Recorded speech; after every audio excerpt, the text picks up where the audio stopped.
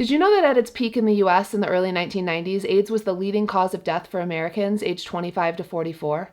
And last year, in 2024, there were 40 million people still living with HIV, and over half were women and girls. Today is World AIDS Day, which is a day where countries around the world come together to honor the lives lost to AIDS-related illnesses and recommit to ending the HIV epidemic that still persists. But this year, the Trump administration has said that as a country, we will no longer be recognizing that day, going against a tradition we've observed for 36 years. But we can still recognize and observe it together. Globally, AIDS-related illnesses have killed roughly 40 million people, but thankfully for decades, scientific research, public health programs, and community activism have driven enormous progress. Medical advancements in antiretroviral therapy turned HIV from a fatal diagnosis into a manageable chronic condition. Prevention tools dramatically cut new infections, and programs like PEPFAR, a global AIDS relief program launched by President Bush, are credited with saving over 25 million lives. From these efforts in the last few decades, AIDS-related deaths have fallen nearly 70%, and new HIV infections have dropped by more than 70% globally.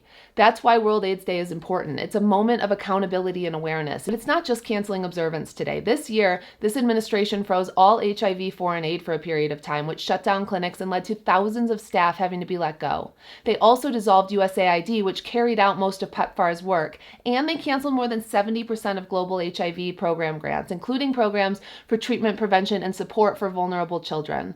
Experts say these cuts could jeopardize the health of more than 20 million people worldwide, including 500,000 children, which is unconscionable. Because while we've made incredible progress in HIV and AIDS since the 80s and 90s, that work isn't done, because tens of millions of people are still living with HIV globally.